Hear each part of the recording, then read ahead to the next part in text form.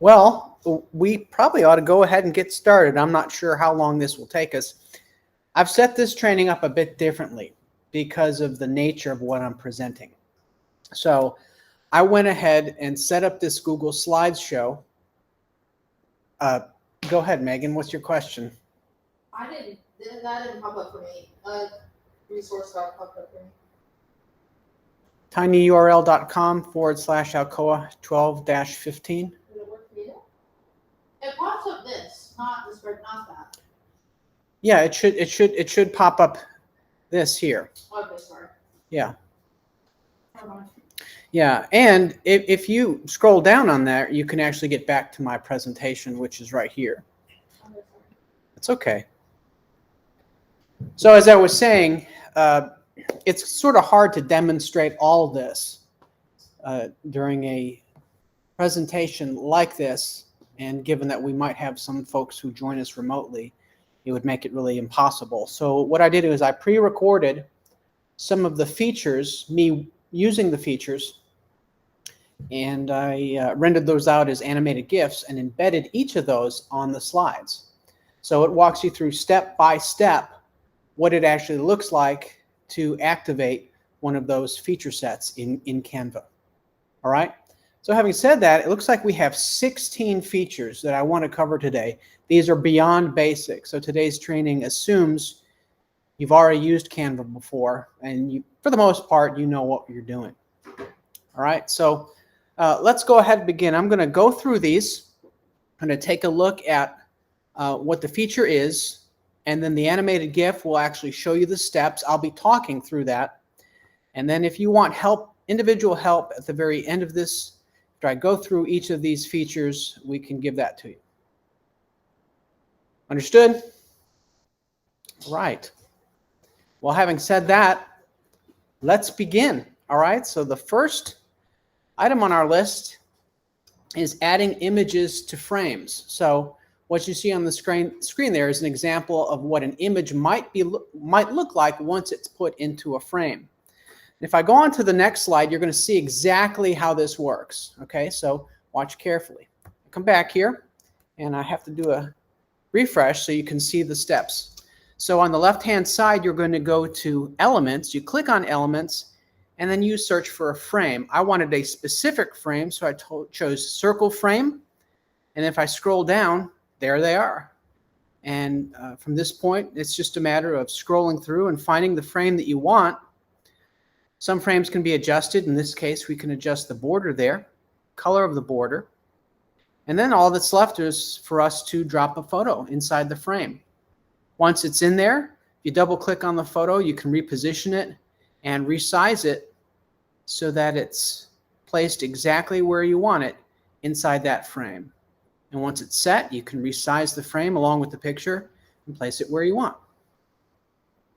I think you had to do some of this recently, didn't you, Megan? Yeah. Yeah. Okay. All right. Create data charts on the fly. This might appeal to Emily. Since she works with numbers, you can actually do this quite easily if you want to provide a visual that represents some of the data that you're working with. Here's what it looks like in Canva. This is a simple bar graph. And the way that you create this is in Canva. Again, let me refresh this so that the GIF restarts itself. On the left-hand side, you're going to Elements, and then there's your charts. Pick a style that you want. It automatically renders it. You can choose the colors.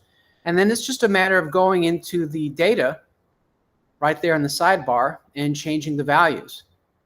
Now, what's nice, if you look at the bottom there, you can add your data. You can upload a CSV file or pull it directly from a Google Sheet. And that's going to prevent you from having to type in anything. All right, and it just builds the graphic automatically. See those two options down there at the bottom? Pretty cool. Either of you know that that was there? No. Okay, we've learned something. Moving along. Remove backgrounds from photos and enhance. This is fun. So this is going to allow you to take any picture with one click, remove the background, and then once it's removed, You can do things like add shadows, borders, lots of different things. All right, so here's the process. All right, from start to finish, what you do is you're going to add the picture, then you next select it, and then choose Edit Image. From here, click Background Remover. In one click, it automatically takes that away. Then with it removed, you're just going to go back and then choose Shadows. Now to achieve the effect I did, I chose the glow effect. And I changed the color of the glow effect there to white. It had been black. I reduced the blur, increased the size, adjust the transparency value here. All right, get it the way you want, and then click Apply. Now the image is set. Now for here, I'll zoom out a little bit, click on the corner of the image and drag to reposition it. Then we'll bring it back up, and there's our finished product. That took, what, 20 seconds to do? In the old days, you'd have to use a magnetic lasso to trace around the image. I mean, it would have taken you easily 10 minutes to achieve that. So it's pretty neat. And with this slideshow, again, you can access these steps whenever you want to. All right, I go from start to finish. All right, let's look at the next one. This is fun. Removing backgrounds from videos. All right, so here's a screenshot of what the finished video would look like. So in this video, this particular subject wasn't standing with those trees behind her. All right, it's a existing video where we removed the background and then we placed her on top of that graphic. Here's the process. All right. There's the original video. You select it, and then you choose Edit Video. You can see that. And then there's the background remover. Just click that, let it do its work. Depending on the length of the video, it may take a little shorter or longer. Reposition the video, and then we can play it. Look at that. Hollywood effects right there at your fingertips. Pretty cool. All right, the next one is Canva video creation. This is useful if you maybe are a teacher or you're doing an orientation at the beginning of the year and want to have a series of slides maybe move automatically, maybe introduction slides, which you're going to be covering. So that can be running in the background. You can be moving around, greeting your guests.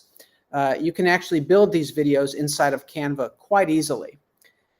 Here's the process. All right, from the main menu, you simply click Video. And then it's going to give you some templates. So from the templates, just choose a slide. Basically, we're adding slides to this movie, and it's going to go from one clip to the next. So it looks like I've added 3 here. In between each clip, you can adjust the transition. I like that effect, so I'm going to go ahead and apply that between all of my pages by clicking that option there. And then when we click play, there's what it looks like. And of course, you can customize any of these, the colors, what it says, the transitions. And then once it's done, you can save the video or just keep it there on Canva and play it from there. All right.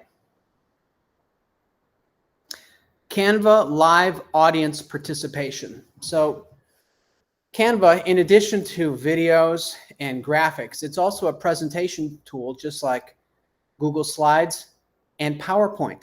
You can actually give presentations using Canva. And this next feature I'm about to demonstrate allows you to collect information from your audience while you're giving a presentation in real time. It's really cool. So here's what that looks like. All right, this is the back end. This is known as Canva Live. And when you run this, you see a little control panel in front of you. Now this assumes that you have a projector or external monitor hooked up to your computer that will actually present the slideshow, right? Right here, we're looking at the controls. Now on the next screen, you're going to see 2 windows. The window on the right represents what your viewing audience would see. The window on the left is going to be your control panel.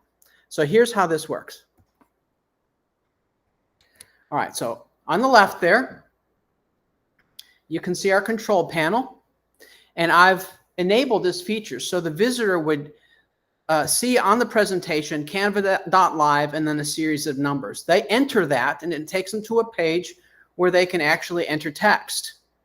That pops up on my control panel while I'm giving the presentation, and if I click it, the audience member's question or comment will appear directly on the presentation without me having to get out or do anything. It's just seamless and automatic. I can choose to have that. I can turn it on or off. See, that's what the audience will see. They go there, enter the number or code, and then from there they can participate. Pretty nifty. All right, Canva live screen effects. So this is really cool. Look at what you can do here. With this, using keyboard shortcuts, you can add to your presentation on the fly a timer, blur effect, quiet, bubbles, confetti, drum roll, curtain roll, mic drop, all by just simply typing a number during the presentation. So for example, maybe you were teaching a class. You say, all right, class, I'm going to give you 5 minutes to do this skill, to complete this task. If I was to hit the number 5 on my keyboard, it would automatically pop up a timer on the slideshow, and it would begin counting down. Here's what it looks like. All right, so I've got the controls in front of me so you can see there's the confetti effect. All right, that was the C. Here's me pressing the Q. That automatically comes up on the screen. There's some bubbles, and there's sound that goes along with this as well. And I think I also added the timer. Yeah, that's what the timer would look like. You could see maybe adding some of this to a presentation that you all might give at the beginning or ending of the year, just to make things a little bit more exciting and engaging. And it really doesn't take a whole lot of work to pull it off. How many of you knew that was there? No, this is all brand new stuff. Brand new stuff. All right. Canva present and record. So let's say you're going to do a presentation, but maybe you're not going to be there, or you want to leave a copy for someone to review maybe after the fact. Here's what that looks like. All right, with present and record, it's going to take advantage of your computer's built-in webcam, and it will allow you to record yourself, both video and audio, going through the presentation. So it's recording video of you, and you can use your arrow keys to go back and forward from slide to slide. And when you're done, you stop the recording, and it saves that for you. You can then share it with others, and they can refer to it later. Here's what that process looks like. Okay, so I've got a presentation. I'm going to click Present, and then the Present and Record option. I'll click Next. It takes me to this recording studio. You have to, of course, allow Canva to use your camera. There I am. I'm going to start my recording. It gives me a countdown. And then I'm going to start talking. You can see me in the lower left-hand corner. When you're done recording, you simply click Stop. It will upload your recording, and then it's ready to go. You can share that with anyone. I mean, that's pretty easy. All right. Present and record.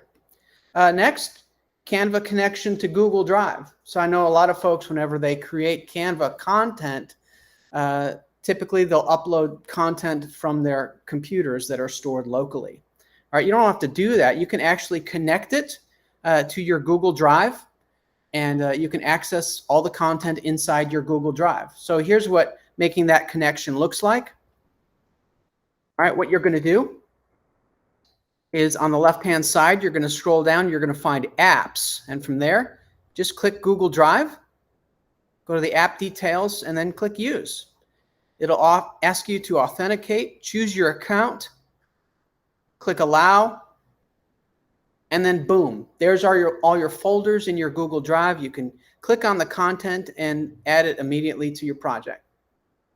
Once you've made that connection, it stays there unless you decide to turn it off later. Okay. QR codes. The great thing about QR codes is they will take you to anything that is online. This could be an audio file that's posted somewhere, a YouTube video, a document. Doesn't matter. If it has a web address, you can actually create a QR code with Canva. And it's quite easy. Again, this QR code is an app. So here's what it looks like inside of Canva. And you can color it as well.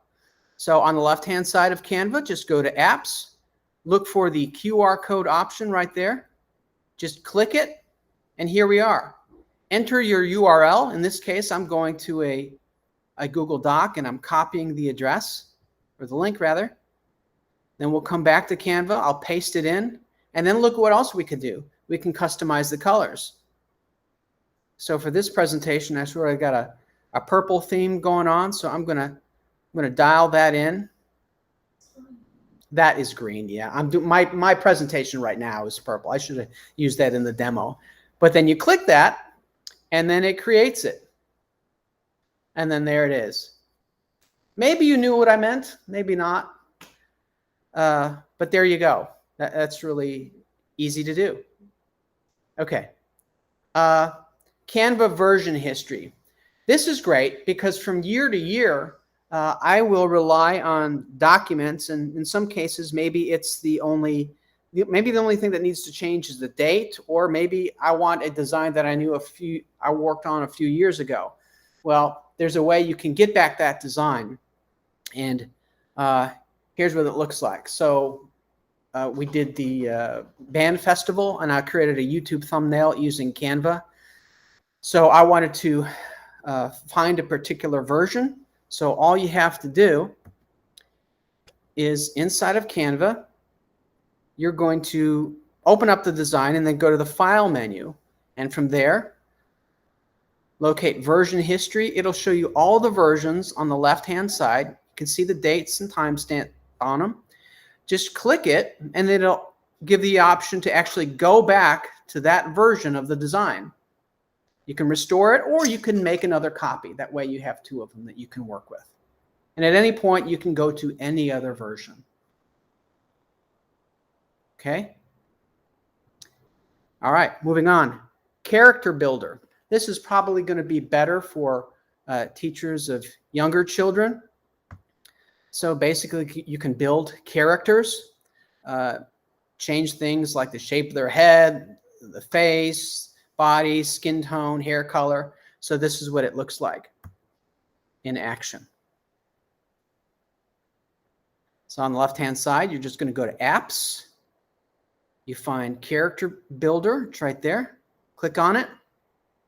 All right, first choose a face, or a head rather than a face. See how it changes that on the fly. Skin tone. And when you're done, there it is. At this point, then you can resize it, and it's sort of treated like any other graphic. Easy. This next one is pretty cool. Bitmoji. Do either of you have Bitmoji? Yes. Yes. Okay. Well, check this out. All right. So here's a graphic in Canva that I created using my Tech Training for Teachers Bitmoji. So here's how we link those accounts. All right. On the left-hand side, scroll down, go to Apps, and from here, find the Bitmoji icon, choose it, and then click Use. You want to use it. At this point, it should connect, show your display name there. Once that connection is made, you have access to all of your Bitmojis. At that point, you just click on them and you can bring them into your presentations or artwork. Before that app was there, I'd have to, in a roundabout way, get it from off my phone, save a copy, resize it, enlarge it, and then get it in here. This has really made it easy. Okay. Next is Google Maps integration. All right, this is going to allow you to place a Google map inside your document. This is great if you happen to publish it online, because the viewer of the creation can actually go in and interact with the map. But even if you wanted to print it out, it still does a good job as well. Here's what the process looks like. Okay, you, just like the others, you're going to, oh, hang on, didn't refresh my page here, sorry. You're going to look for the Maps app. All right, we'll scroll down, and here it is, Google Maps. Simply choose it and then type in the address that you're looking for. I just did a simple search for the high school. Once you enter it, it'll pull up that map inside of Google Maps, and then you can just drop it on your content. And you do so by just clicking on it or dragging it, and then from there you can resize it. And it is fully interactive, like I said before. So if you publish that online, visitors can go in and actually move around inside of it. All right. This next one is very useful, and I only discovered it recently: social media posting and scheduling. So if you are the head of a department, or maybe you manage a team page or a building page, social media, this is going to allow you to stay ahead of the game, create content and schedule it and have it post automatically. All right, so here's what it looks like. It's called the Content Planner inside of Canva. You can see it looks like a regular Canva, but we have some options up there that's going to allow us to schedule Instagram, any other social media account, and then it'll actually put that on our calendar so we know exactly when it's going to go out. Here's the process. All right, so from the Canva main screen, you're going to choose Content Planner on the left-hand side. And then in this case, I'm going to choose Schedule a Post. I'm going to go through all my recent designs here, and I found one for winter breaks. So I choose it, and then I'll change the date and time. All right, and you manually type in the time that you want it to go out. Then we click Done, and you choose your channel. In this case, I'm going to post this to the district Facebook, enter your message, and then schedule. And then when it hits that particular point, that date and time, it'll go ahead and post that for you. All right. Last thing, last tip is embedding and linking to Canva hosted content.